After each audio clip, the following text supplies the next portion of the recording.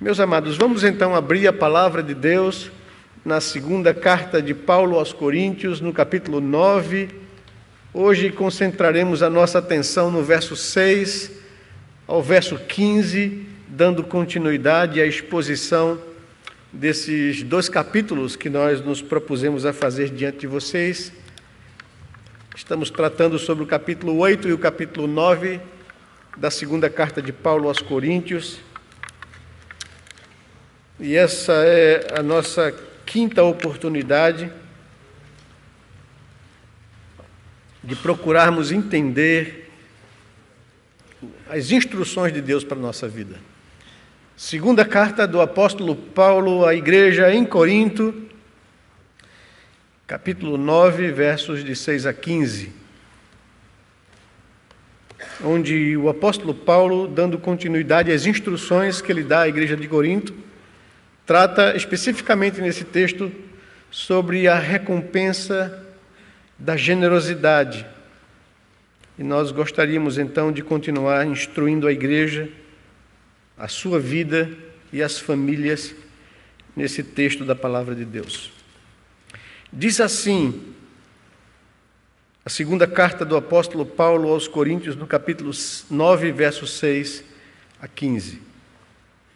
E isto afirmo: aquele que semeia pouco, pouco também ceifará. E o que semeia com fartura, com abundância também ceifará. Cada um contribua segundo tiver proposto no coração, não com tristeza ou por obrigação ou necessidade, porque Deus ama a quem dá com alegria. Deus pode fazer-vos abundar em toda graça, a fim de que, tendo sempre, em tudo, ampla suficiência, superabundez em toda boa obra. Como está escrito, distribuiu, deu aos pobres, a sua justiça permanece para sempre.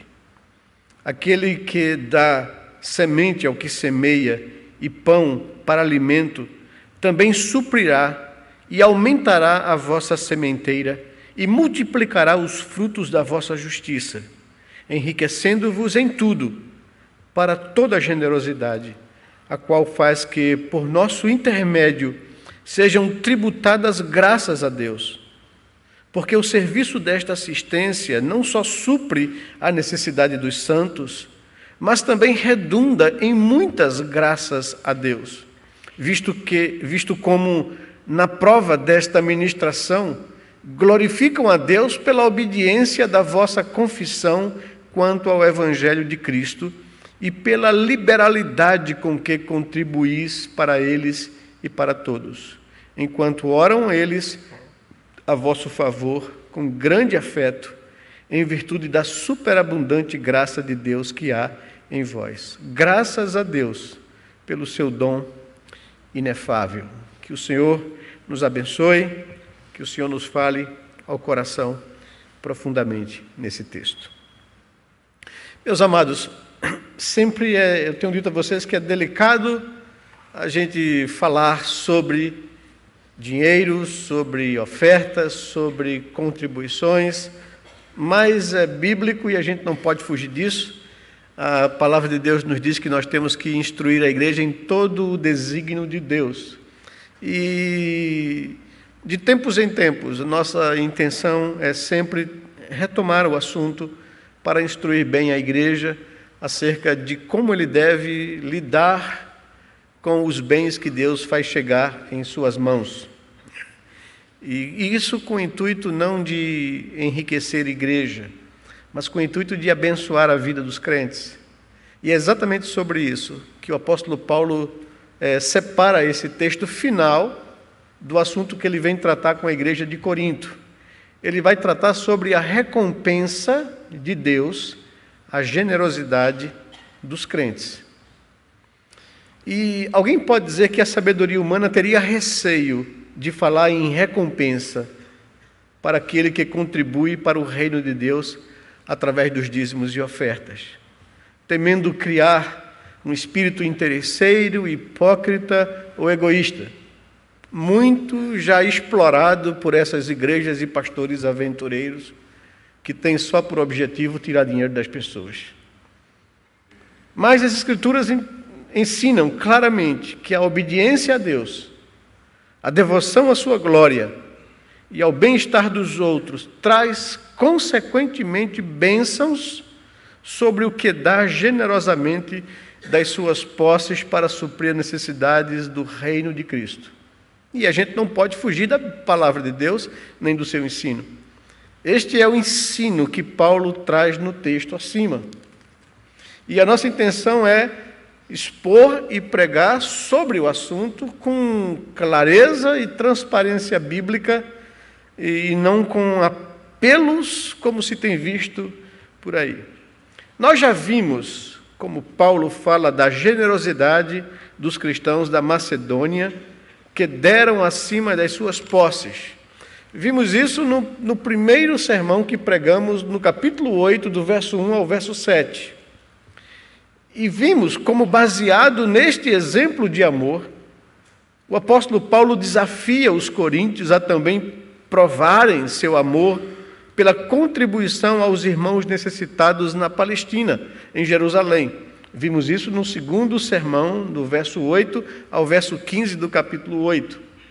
Vimos ainda com vocês a preocupação do apóstolo em que a administração dessas ofertas se dessem de forma muito clara, ou decorressem acima de qualquer suspeita, para que ele não fosse acusado de estar desviando verba para o seu bolso. Vimos a preocupação de Paulo a respeito disso e como ele nomeou outras pessoas para participarem e para administrarem isso, se cercando de cuidados.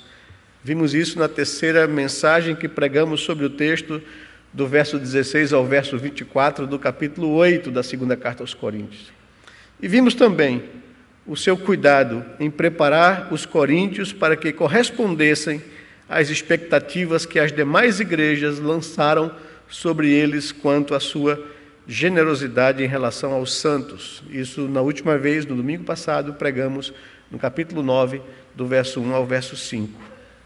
Agora, encontramos o apóstolo Paulo estimulando os coríntios, tratando da recompensa de Deus àqueles que se demonstram generosos e voluntariosos em ofertar para a causa do reino de Deus.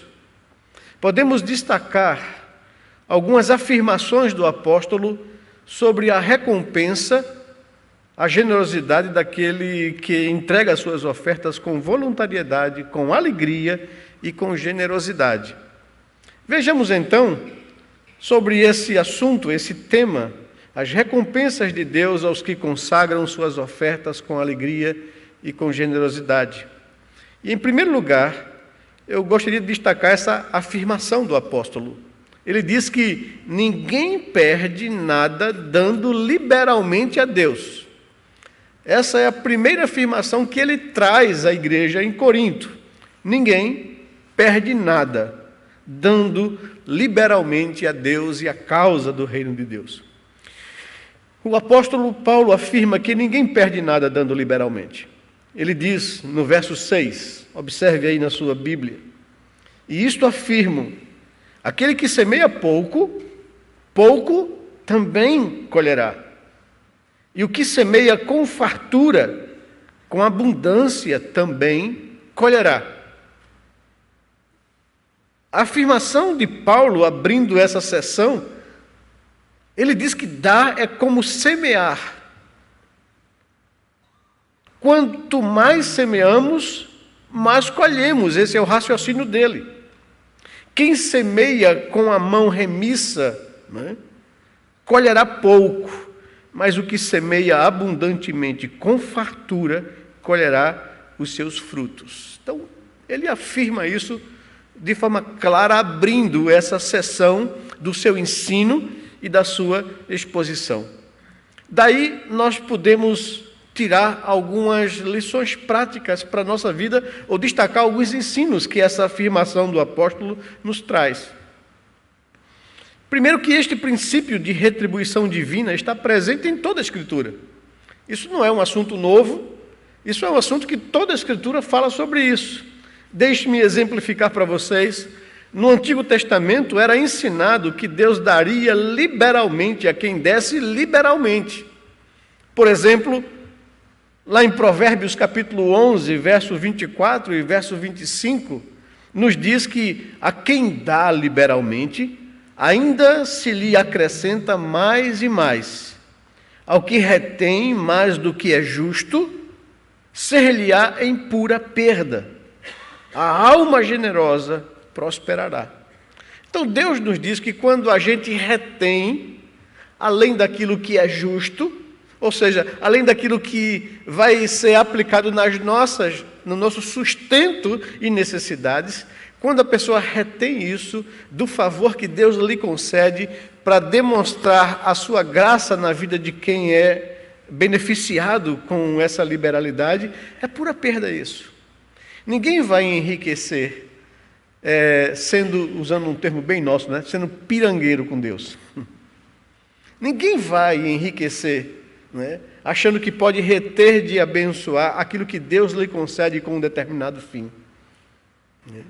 Então, o Provérbios diz isso. Ainda no Provérbios 22, verso 9, nos diz que o generoso será abençoado porque dá do seu pão ao pobre. Ou seja, Deus está dizendo que aquele que abre mão daquilo que tem para auxiliar quem necessita, será abençoado por Deus. No Antigo Testamento também era ensinado que nós emprestamos a Deus quando damos ao pobre. Provérbios capítulo 19, verso 17, nos diz isso. Quem se compadece do pobre, ao Senhor empresta, e este lhe pagará dobrado o seu benefício. Então, Provérbios traz um princípio aqui interessante, que eu não vou perder ao dar daquilo que Deus me tem dado a alguém que passa necessidade. Eu estou simplesmente emprestando a Deus. Aquele dinheiro vai voltar, é isso que o Provérbios está dizendo. E vai voltar em dobro. Porque quem dá ao pobre, empresta a Deus, e Deus não deve nada a ninguém. É isso que é o raciocínio do sábio. No livro de Provérbios, no capítulo 19, verso 17. No Novo Testamento, para nós não nos alongarmos demais, o Senhor Jesus ensinou o mesmo, ao afirmar que Deus retribui na mesma medida que nós damos. Em Lucas, capítulo 6, verso 38, um texto bastante conhecido, ele diz: dai e lhe será dado, boa medida, recalcada, sacudida, transbordantemente, generosamente será dada a vocês, porque com a mesma medida com que tiverdes medido, serás medido também. Então, o que Jesus está ensinando aqui em Lucas capítulo 6, é que com a mesma medida, ou com a mesma generosidade que eu abro o meu coração para socorrer o necessitado, Deus também usará dessa medida para me abençoar. Ainda, o livro de Atos, capítulo 20, verso 35, o apóstolo Paulo afirma que, em decorrência desses ensinos, Jesus afirmava que era mais recompensador dar do que receber, exatamente por causa disso. Ou seja, eu receberia a maior bênção de Deus ao dar. O raciocínio de Paulo é, então, que Jesus ensinava que é mais bem-aventurado dar do que receber. Porque quanto mais eu dou, mais eu recebo de Deus. Esse é o raciocínio que o Novo Testamento, confirmando o ensino do Antigo Testamento, nos diz acerca disso.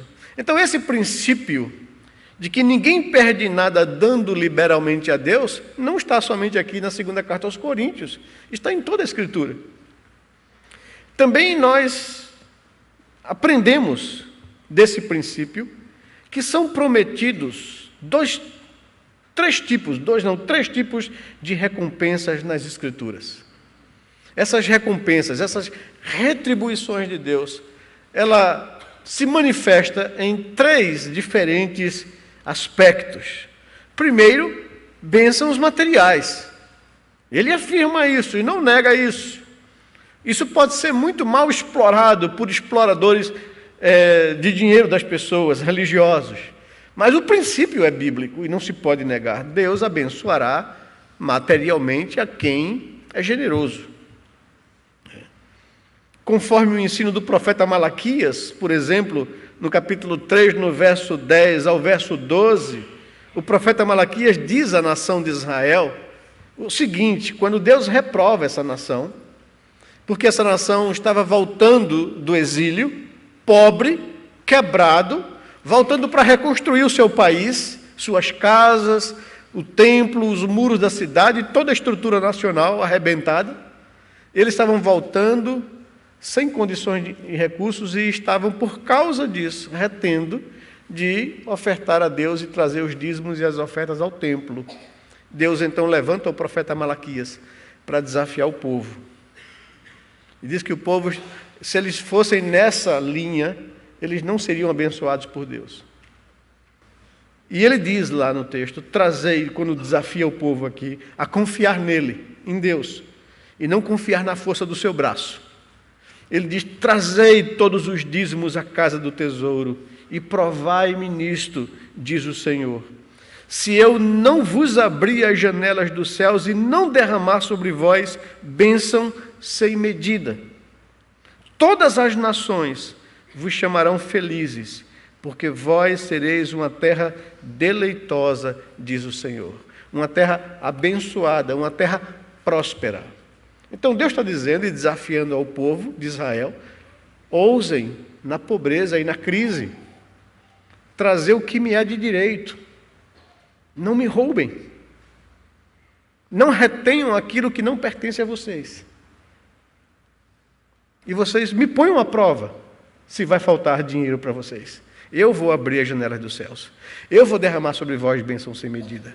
E todas as nações da terra olharão para vocês e dirão, é um povo deleitoso, é um povo próspero.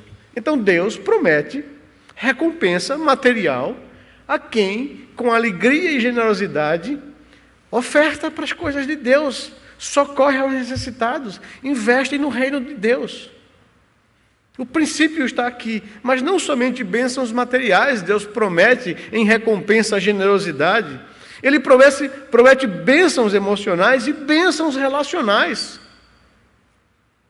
Isso é uma coisa interessante que as pessoas às vezes não percebem. Deus diz que quando se alegra do seu povo, que dá com alegria, Deus abençoa a família das pessoas. Deus abençoa os seus relacionamentos de marido para com mulher. Deus abençoa o relacionamento de harmonia, de paz com filhos, de irmãos com irmãos. Deus abençoa a nossa vida, trazendo harmonia, trazendo bênçãos emocionais e relacionais. O Salmo 128 diz isso. Diz lá o Salmo, do trabalho de tuas mãos comerás, feliz serás, e tudo te irá bem. Tua esposa, no interior da tua casa, será como a videira frutífera, teus filhos, como rebentos da oliveira, à roda da tua mesa. Eis como será abençoado o homem que teme ao Senhor. Deus vai abençoar a minha família. Deus vai trazer graça sobre os meus filhos. Deus vai fazer com que o meu lar goze harmonia e paz, como resultado da generosidade. Aí, você pode pensar um pouquinho, puxa vida, eu estou vivendo uma crise familiar muito violenta, meu casamento está indo para o beleléu, a relação na minha casa não é boa. Talvez uma pergunta que Paulo faria aqui para a pessoa é, como é que tem sido a sua vida de generosidade em ofertar, em ser fiel no dízimo? Você tem observado isso? Para Paulo isso seria um indicativo de bênção ou da retenção de bênção de Deus sobre a vida das pessoas. E talvez seja essa a coisa que mais estimula a vida de um pastor sério e bíblico a pregar sobre o assunto. Porque ele quer ver a sua igreja, os crentes que lhe foram confiados, viverem e gozarem uma vida cheia e plena do Espírito Santo de Deus, de paz e de harmonia, de bênçãos e prosperidade, e não de sufoco e de necessidade. Então Deus promete não somente bênçãos materiais, mas promete bênçãos emocionais e relacionais àqueles que são generosos e fiéis nisso. Mas, particularmente, Ele promete bênçãos espirituais, tais como um tesouro no céu, prometido pelo Senhor Jesus, aquele jovem que o procurou ansioso para herdar a vida eterna. O que costumamos chamar do jovem rico, Mateus capítulo 10, verso 21. Diz que chegou aquele homem, aquele jovem, para o Senhor e disse para ele: Senhor, há alguma coisa que eu possa fazer para herdar a vida eterna? Era alguma coisa que lhe agoniava a consciência, a culpa. E ele era uma pessoa bem-sucedida financeiramente. E aprendemos no texto que sucesso financeiro não traz certeza de salvação para ninguém, porque isso não se compra. Ele era uma pessoa religiosa, porque Jesus olha para ele e diz: você não conhece a palavra de Deus, não obedece os mandamentos? E ele responde: eu tenho observado desde a minha juventude, desde a minha infância, eu conheço os mandamentos. E aí a gente aprende que o ser religioso tão somente não traz paz ao coração de ninguém a respeito da salvação e da vida eterna. Religião não salva. O esforço humano não consegue cumprir plenamente a lei de Deus. Lemos hoje pela manhã na nossa liturgia em Romanos: pela observação das obras da lei, ninguém será justificado diante de Deus. Porque pela lei vem o pleno conhecimento do pecado. Então a lei me serve como um aio, como um trampolim para me lançar a graça de Deus, para entender que o que Cristo fez na cruz por mim aqui é suficiente para me dar salvação. E aí aquele jovem ouve de Jesus uma coisa dizendo que: olha, faz o seguinte, eu sei o que é que está te prendendo, eu sei o que é que te impede, eu sei qual é o obstáculo que segura a tua vida, eu sei o que é que você tem colocado no lugar de Deus. São os teus bens, é a tua garantia financeira. Você aposta a sua felicidade e sua vida nisso. Então, a solução para você é simples: se livre disso. Não terás outros deuses diante de mim. Se livre disso. Vende tudo que tu tem. Distribui com os pobres. Depois vem e siga-me. E eu te darei um tesouro no céu. Veja que desafio posto para aquele rapaz. Claro, isso não é uma regra para todo mundo, não. Para ser um crente, para ser salvo, você não tem que se livrar do que você tem. Você não pode colocar o seu coração nisso. Muitos homens ricos serviram a Cristo com fidelidade. Em toda a Escritura. E na vida cristã. Não há quem há mais rico do que Salomão no Antigo Testamento, do que Jó. Mas serviram a Deus com aquilo que Deus tinha, e Deus os abençoou. Aquilo ali era resultado da bênção de Deus. E quantas pessoas a gente conhece que são pessoas abençoadas nesse particular e generosas na sua vida, e usam aquilo que Deus lhe concede para a glória de Deus. Mas naquele caso, era o problema que Jesus foca. E Jesus promete a ele que há bênçãos espirituais para ele, se ele confiar no Senhor. Terás um tesouro no céu. E aí você venha e siga-me. Não siga o dinheiro. Ainda aprendemos desse princípio de que ninguém perde nada dando liberalmente a Deus. Aprendemos que, para que seja retribuído, entretanto, o ato de contribuir deve obedecer a alguns critérios. E aí Paulo trata desses critérios. Não é só dar. Existem alguns critérios que Deus observa no meu coração, nas minhas motivações, ao dar. E a bênção, a retribuição, quer seja ela material, quer seja ela relacional, emocional ou espiritual, é decorrente desses critérios que Paulo destaca.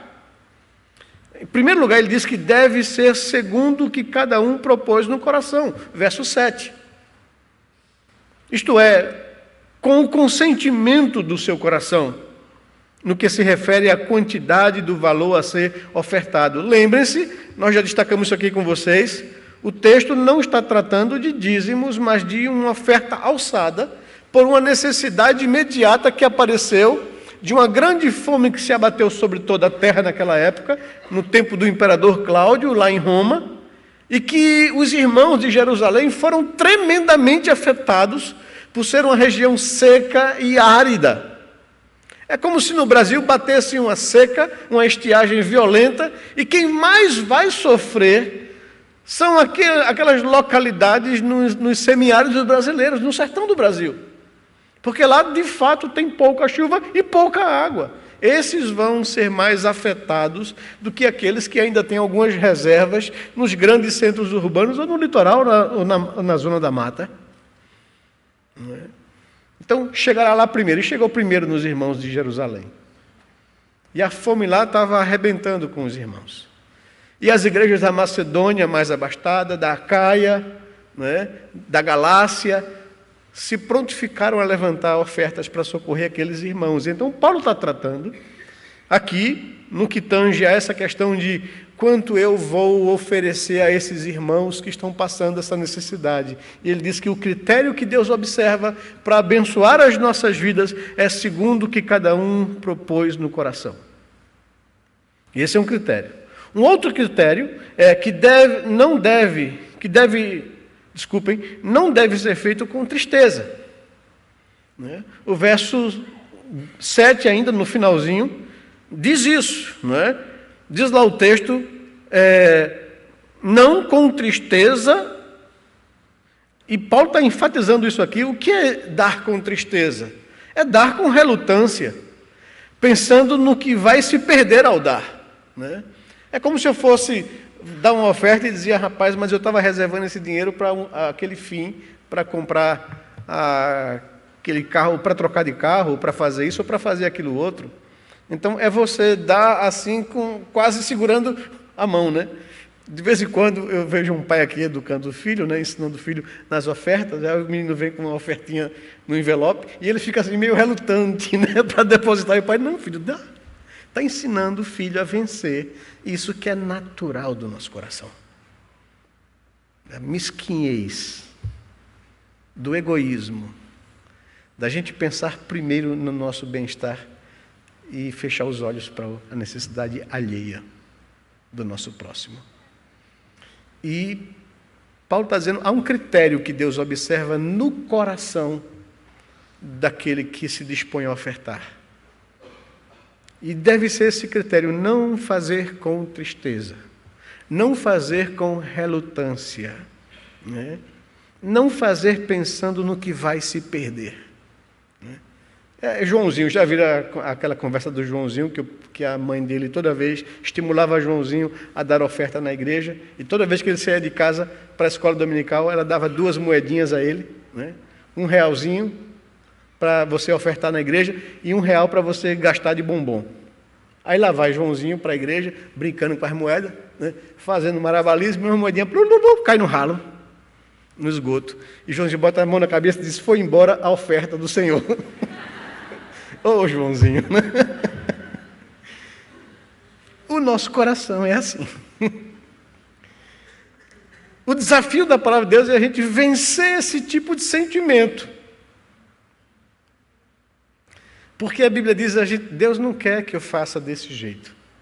Deus não quer que eu faça com tristeza, com relutância, pensando no que eu vou perder. E ainda, um outro princípio, um outro critério que o apóstolo Paulo observa, que deve não ser feito por necessidade ou por obrigação. O verso 7, no final, ele diz, não deve ser feito, cada um contribua segundo tiver proposto no coração, não com tristeza ou por necessidade. A palavra necessidade, que foi traduzida para o nosso português, também pode ser traduzida por obrigação. Isto é, forçado, constrangido pelas circunstâncias e, consequentemente, obrigado pela consciência. Eu vou dar, mas vou dar obrigado.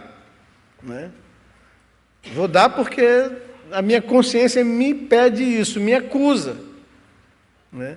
Eu digo que na vida cristã, no relacionamento que nós temos para com Deus, existem fases de maturidade, né? Assim como a criança. Todo pai sabe que ele precisa disciplinar e educar o seu filho no temor de Deus. E há um momento da vida dos nossos filhos, quanto mais cedo melhor, digo a vocês, que vocês devem corrigir e disciplinar os seus filhos, para educá-los a temer a Deus. Para que vocês o livre do mal, da pecaminosidade que habita e vai aflorar no coração deles. São anjinhos caídos, os nossos filhos. Então eles precisam de correção e de disciplina. Quanto mais cedo você aplicar isso e mais cedo ele aprender, menos ele vai sofrer, ele e você.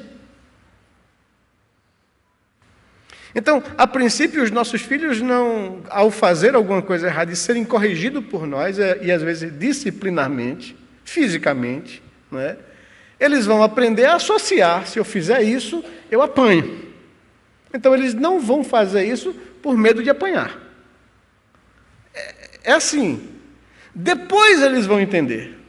Eu fico brincando dizendo que os filhos, eles não amam os pais. Porque amor é um sentimento sofisticado de quem decide se sacrificar por alguém. E o sentimento dos filhos pequenos para com relação aos pais é muito egoísta e às vezes magoa muito os pais, quando eles começam a crescer. Mas depois, lá, quando crescerem e amadurecerem, eles vão aprender a valorizar, né, a correção, a firmeza dos pais, e eles aprendem a amar os pais. Né? Não é Fábio Júnior, né, que na música dele dizia isso, né? O meu pai é meu herói e meu bandido, né? Hoje é muito mais que um amigo. São as fases, né, da imaturidade do ser humano. E a Bíblia fala disso. Então, há momentos que nós, ainda imaturamente cristãos, podemos lidar com essa questão de dinheiro, de oferta, de generosidade, por fazer meio constrangido, fazer meio por obrigação de consciência e não por voluntariedade. E não por consciência de que Deus quer usar a minha vida como canal de abençoar outras vidas e as consequências disso que a gente vai ver no discorrer do pensamento do apóstolo Paulo. Então, há critérios sim. E os critérios são: Deus observa o que cada um propõe no seu próprio coração. Deus observa se eu dou com tristeza. Deus observa se eu dou por obrigação ou por necessidade de consciência. Mas ainda também, nós dependemos dessa primeira afirmação de Paulo, de que ninguém perde nada dando liberalmente a Deus. Qual a razão desses critérios que o apóstolo Paulo pontua e que Deus coloca? Né? E a razão é que Deus ama a quem dá com alegria. O que Paulo coloca é que Deus tem prazer em quem dá com alegria. Deus não tem prazer em quem dá por obrigação. Deus não tem prazer em quem dá com relutância. Deus não tem prazer em quem faz cálculo no coração. Deus tem prazer a quem dá com alegria. Deus se alegra com quem se alegra em dar. Essa é a razão pelo qual Paulo estabelece, inspirado pelo Espírito Santo de Deus, esses critérios para que uma pessoa obtenha a bênção e o favor de Deus. Deus ama quem dá com alegria, diz o final do verso 7. Ou seja, Deus ama aquele que dá com prazer, que isso para ele é um deleite. A este tal Deus recompensa farta e alegremente. É como um pai que traz um filho que traz prazer ao pai. O pai tem alegria em poder dar, em poder abençoar aquele filho, porque ele lhe traz alegria. Portanto, os coríntios não deveriam estar apreensivos com um aparente autoempobrecimento ao dar bastante para os cristãos pobres de Jerusalém. Eles não deveriam pensar nisso, deveriam pensar na necessidade deles e ser um canal de bênção para aliviar o seu sofrimento, a sua fome, a sua necessidade e a sua dor. É isso que Paulo está pontuando aqui. Mas, em segundo lugar, o texto também nos destaca que Deus providencia que aquele que dá abundantemente sempre tenha mais para dar. Vimos, então, primeiramente, que ninguém perde nada dando liberalmente a Deus. E agora, Paulo destaca que Deus providencia que aquele que dá abundantemente sempre tenha mais para dar. O verso 8 ao verso 11 nos traz isso. Para Paulo, Deus não só retribui nossas contribuições para o nosso uso, mas para que sejamos canais de maiores bênçãos para outras pessoas. Receber para dar mais é o sentido do texto. Para provar isso, o apóstolo Paulo usa dois argumentos, do verso 8 ao verso 11. Primeiro, ele usa o argumento de que o ensino das Escrituras sobre o homem generoso, no verso 9. Ele cita o Salmo 112, versos de 5 a 10, que é uma descrição do homem que distribui generosamente com os mais pobres. Entre as muitas recompensas que o salmista enumera, está a que a sua justiça permanece para sempre. Ou seja, a sua capacidade de dar, como um homem justo, o acompanhará sempre. É isso que a Bíblia está dizendo. E em segundo, a figura da semeadura e da colheita, o verso 10 do capítulo 9. Paulo ensina que assim como Deus dá a semente ao semeador e dá pão ao que come, que é o fruto da semeadura e da colheita, assim dará bens aos que deseja contribuir e dará através dele bênçãos aos necessitados. Ou seja, ninguém jamais empobreceu por contribuir para o reino de Deus. E aqui, deixe-me falar como Severino, né? Deixe-me ser repetitivo. E desculpe aqui os familiares, mas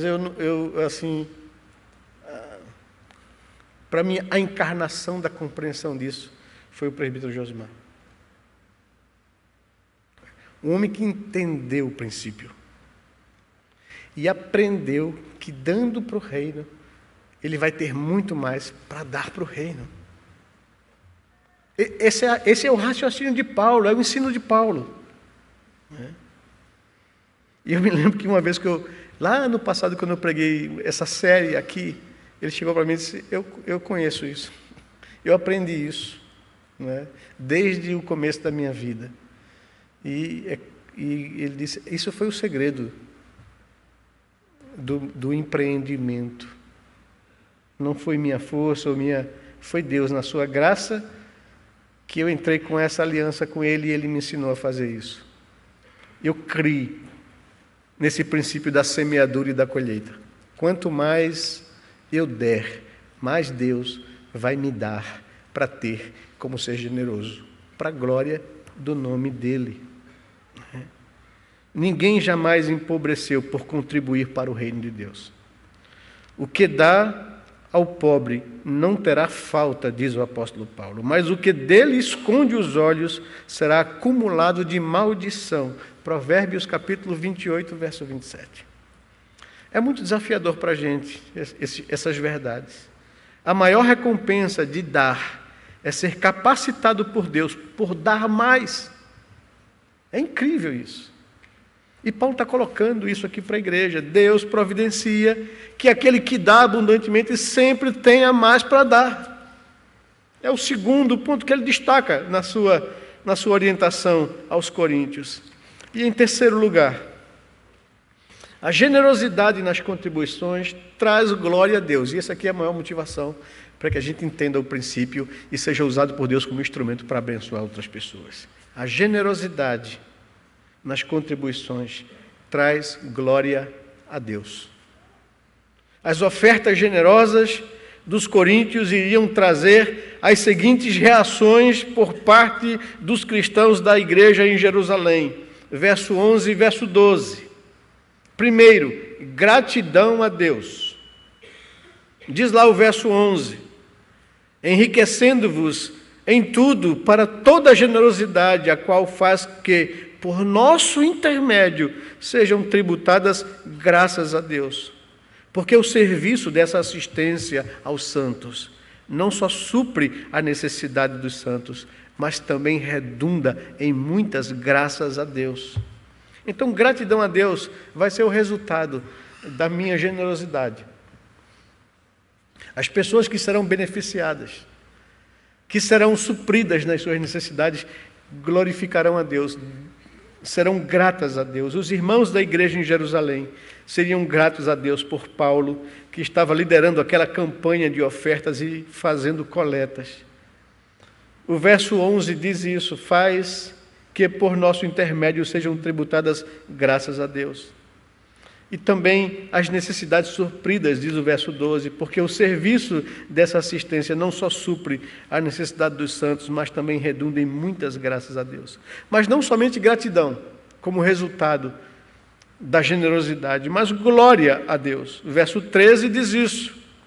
Paulo destaca no verso 13: visto como, na prova desta ministração, glorificam a Deus pela obediência da vossa confissão quanto ao Evangelho de Cristo e pela liberalidade com que contribuís para ele e para todos. Deus receberia glória em decorrência da demonstração prática da obediência dos coríntios ao Evangelho, como Jesus ensinou em Mateus capítulo 5, verso 18. Assim brilhe a vossa luz diante dos homens, para que vejam as vossas boas obras e glorifiquem ao Pai que está nos céus. Eles tinham essa consciência. E em terceiro lugar, além de gratidão a Deus, além de glória a Deus, uma oração intercessória. O verso 14 fala disso. O apóstolo destaca aqui que a generosidade dos coríntios em dar resultaria no carinho e grande afeto dos irmãos da igreja em Jerusalém, que levantariam suas vozes em oração intercessória a Deus em favor deles. Enquanto, diz o verso 14, enquanto oram eles a vosso favor, com grande afeto, em virtude da superabundante graça de Deus que há em vós. Então, oração. Quando uma pessoa é generosa, quando uma pessoa socorre, o que vai brotar no coração, além de gratidão a Deus, além de glória a Deus, é a oração intercessória por aquela pessoa que é generosa. E ela é vista com afeto, com carinho. E aí as pessoas são estimuladas a interceder e a orar pela vida dela, para que Deus a abençoe cada vez mais.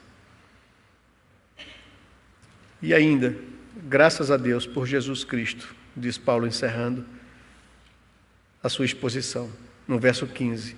A generosidade dos coríntios despertaria no coração dos irmãos da igreja em Jerusalém o desejo de dar graças a Deus por Cristo Jesus, por cuja causa Deus nos concede a graça de contribuir. Ele termina assim no verso 15: graças a Deus pelo seu dom inefável, Jesus. Deus é o maior exemplo de generosidade. Por causa da necessidade humana, por causa da condição de miséria da humanidade em decorrência da queda e do pecado, Deus deu aquilo que melhor tinha, de mais valioso. Ele entregou a vida do seu Filho para morrer numa cruz por nós, para suprir a nossa necessidade espiritual, para nos libertar da condenação e da ira e para nos dar a vida eterna. Então, Cristo Jesus é esse dom inefável de Deus.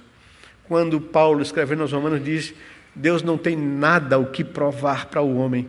Ele já deu a maior prova de amor quando entregou o seu Filho naquela cruz por nós. É o maior exemplo de generosidade, de dar o que eu tenho de mais valioso na minha vida, a vida do meu filho, para suprir a necessidade do ser humano. Concluindo, irmãos, o texto nos ensina o seguinte sobre contribuir com abundância e com generosidade. Primeiro, não vamos empobrecer por causa disso. Se contribuirmos abundantemente para o reino de Deus, nós não ficaremos pobres. Deus retribuirá na mesma medida e mesmo muito acima disso. É isso que o texto nos ensina em primeiro lugar. Em segundo, Deus nos retribui para que contribuamos mais ainda. Não é isso que essas igrejas desonestas, esses pastores desonestos, defloradores financeiros dizem. Você deve dar para que você receba e para que você beneficie-se disso. Não, você vai ser beneficiado, não tenha dúvida, mas não é esse seu objetivo, não pode ser essa sua motivação. A minha motivação é gratidão a Deus das pessoas que são assistidas. A minha motivação é o nome de Deus será glorificado. A minha motivação é as pessoas vão orar pela minha vida. A minha motivação é que a graça de Deus vai ser manifesta na sua generosidade em Cristo Jesus. Haverá esse reconhecimento. Então, Deus nos retribui para que contribuamos mais ainda. Em terceiro, acima de tudo, devemos pensar em toda a glória que virá para o nosso Deus, através das nossas ofertas e contribuições, por intermédio daqueles que vão agradecer a Deus por nossa causa. Você já experimentou isso? Já viu alguém com alguma necessidade imediata e a igreja se mobilizar para ajudar aquela pessoa? E aquilo chegar naquela pessoa? O que brota no coração daquela pessoa de gratidão, de louvor a Deus, porque Deus assistiu à minha necessidade, usando e tocando o coração dos meus irmãos. Né? O que isso traz, ou deveria trazer de alegria ao nosso coração, de deleite à nossa alma. Deus está sendo glorificado, meu irmão está sendo assistido. Né? E os nossos laços de carinho e de afeto são apertados. Em quarto e último, aprendemos também que contribuir liberalmente é um ato de fé. Ou seja, crer que Deus pode fazer abundar em toda graça, a fim de que superabundemos em toda boa obra. É fé. É fé. Eu confio, Senhor. A minha tendência como estrutura humana é segurar, me preocupar, mas eu quero aprender a depender do Senhor, a colocar o Senhor à prova na minha vida nesse particular. Como Deus mesmo diz através do profeta, tragam e me ponham à prova, para ver se eu não vou abrir as janelas dos céus, não vou derramar sobre vós bênçãos sem medida. Me ponham à prova. Se isso não acontecer, tá bom, então você siga fazendo os seus cálculos, sendo relutante. Mas me ponham à prova antes disso. É fé. E aqui vem algumas perguntas de aplicação prática que eu preciso incomodá-los. Como tem sido essa área da sua vida? Como você tem lidado com isso? Você tem contribuído liberalmente para o reino de Deus? Tem feito isso com alegria? Tem experimentado as bênçãos de Deus como recompensa? Tem crido nesse princípio? Você tem buscado, acima de tudo, a glória de Deus ao ofertar? Pensa nisso. Que Deus seja glorificado com a consagração da minha oferta que eu estou oferecendo a Ele ou a quem passa necessidade. Quantas pessoas têm glorificado a Deus por sua causa, nesse particular? Quantos têm glorificado a Deus por causa da nossa igreja?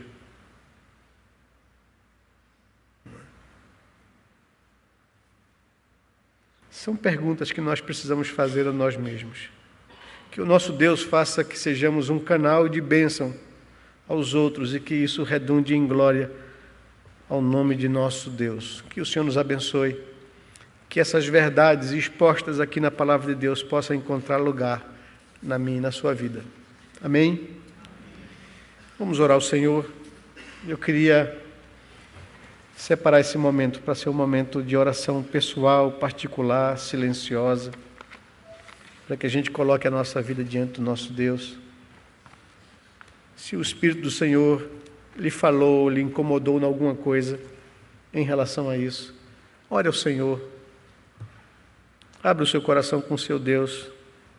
Peça o seu socorro e ajuda para que você possa crescer nesse particular da sua vida. Vamos orar a Deus nesse momento agora, irmãos.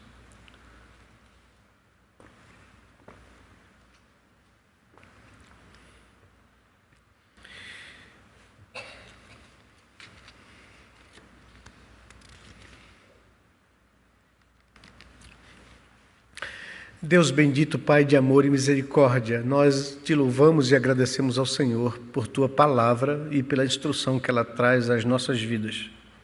Queremos pedir ao Senhor que nos ajude a crescer nesse particular da nossa vida, Senhor.